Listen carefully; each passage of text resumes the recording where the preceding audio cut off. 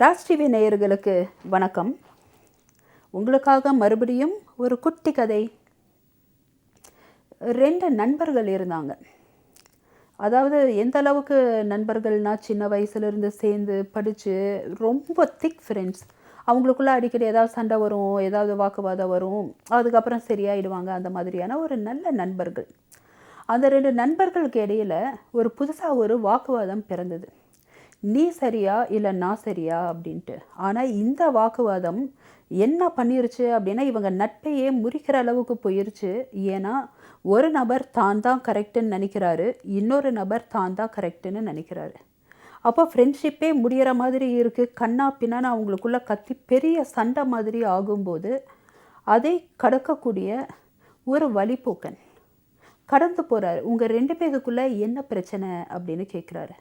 இவங்க 2 பேரும் ஏளனமா, ஆமாம் நம்ம பிரச்சனையை இவர் எங்கே தீர்த்து வைக்க போகிறாரு அப்படின்னாலும் சரி, ஒருத்தர் பிரச்சனையை கேட்குறாங்கன்னு போது அவங்கக்கிட்ட சொல்கிறாங்க. இவன் ஒரு விஷயம் சொல்கிறான், இவன் தான் சரின்றான். நான் ஒரு விஷயம் சொல்கிறேன், ஆனால் நான் தான் சரின்னு எனக்கு தெரியும் அப்படின்றாங்க. சரி எதுப்பா சரி, நீ அதை எங்ககிட்ட சொல்லி எது சரி தப்புன்னு நான் சொல்கிறேன் அப்படின்னு அந்த வழிப்போக்கன்னு சொல்கிறாரு. அதுக்கு ஒரு நபர் என்ன சொல்கிறாருன்னா, நான் சொன்னேன் சொர்க்கம் என்பது வானத்துக்கு மேலேயும் நரகம் என்பது பூமிக்கு கீழேயும்னு நான் சொன்னேன், நான் தான் சரி அப்படின்னு ஒருத்தர் சொல்கிறாரு. இன்னொரு நண்பர் என்ன சொல்கிறாரு அப்படின்னா, இல்லை இல்லை, சொர்க்கம் பூமிக்கு அடியிலையும் நரகம் வானத்துக்கு மேலேயும், இதுதான் சரி அப்படின்னு இன்னொரு நபர் சொல்கிறாரு. 2 பேரும் அவங்களுடைய அந்த ஒப்பீனியன்ஸில் ரொம்ப ஸ்ட்ராங்காக இருந்தாங்க. இதை பார்த்துட்டு அந்த வழிப்போக்கன் ஒரே சிரிப்பு.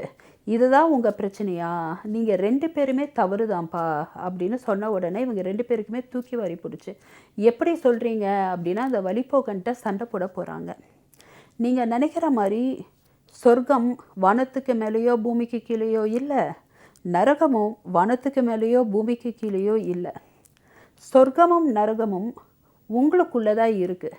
இப்போது உங்களுக்குள்ள நரகம் இருக்குது. ஏன்னா உங்கள் ஒவ்வொருத்தர்கிட்டையும் உங்களுக்குள்ளே இருக்கக்கூடிய அன்பு புதைந்து செத்து போய் வெறுப்புகளை நீங்கள் பண்ணிவிட்டு மாறி மாறி நீங்கள் சண்டை போட்டுட்ருக்கீங்க பார்த்தீங்களா. இப்போது நரகம் உங்கள் மனசில் இருக்குது அப்படின்னோடனே இவங்க 2 பேரும் அப்படியே ரொம்ப ஷாக் ஆனாங்க. உடனே 2 பேரும் கை கோத்துக்கிட்டு 2 பேரும் கட்டி பிடிச்சிக்கிட்டாங்க. இல்லை, நம்ம நண்பர்கள், நம்ம நரகமான சூழ்நிலையை நம்மளுடைய மனசுக்குள்ளே கொண்டு வரக்கூடாது அப்படின்னு 2 பேரும் கட்டி பிடிச்சாங்க. இதை பார்த்துட்டு அந்த வழிப்போக்கன் என்ன சொன்னார் தெரியுமா, இப்போது சொர்க்கம் எங்கே இருக்குது தெரியுமா, உங்கள் 2 பேத்துக்குள்ளே இருக்குது. அன்பு நிறைஞ்சு, நட்பு நிறைஞ்சு, ஒரு புரிதல் நிறைஞ்சு நீங்கள் இருக்கிறீங்க பார்த்தீங்களா, அதுதான் சொர்க்கம்.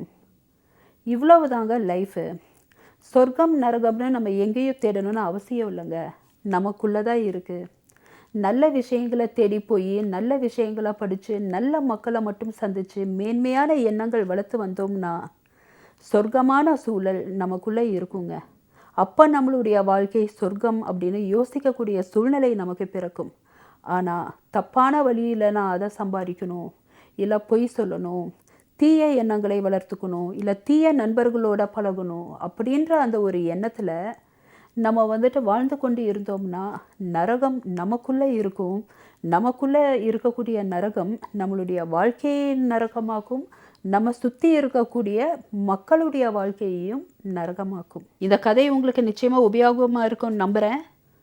மறுபடியும் ஒரு குட்டி கதையோட நாளை சந்திக்கிறேன். நன்றி, வணக்கம்.